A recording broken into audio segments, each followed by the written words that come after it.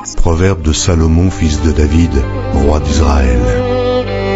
Pour connaître la sagesse et l'instruction, pour comprendre les paroles de l'intelligence, pour recevoir des leçons de bon sens, de justice, d'équité et de droiture, pour donner aux simples du discernement, au jeune homme de la connaissance et de la réflexion, que le sage écoute, et il augmentera son savoir, et celui qui est intelligent acquérera de l'habileté.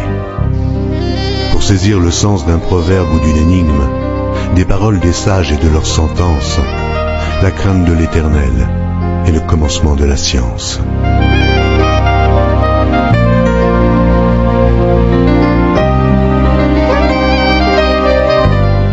Les insensés méprisent la sagesse et l'instruction.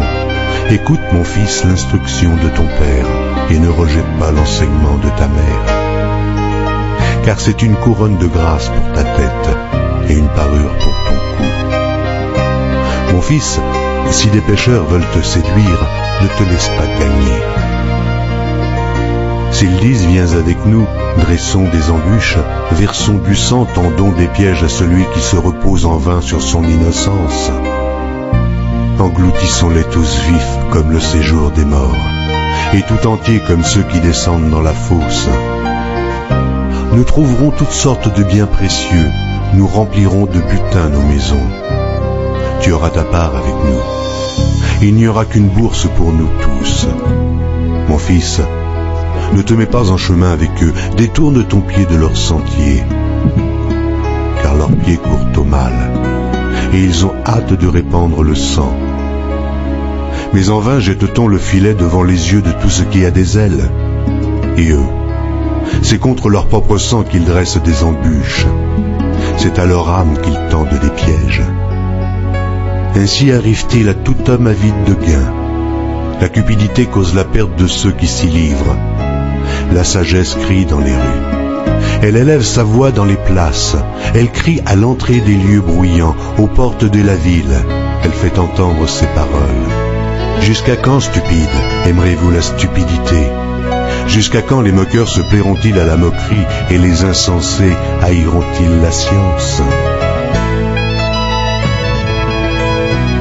Tournez-vous pour écouter mes réprimandes. Voici, je répandrai sur vous mon esprit.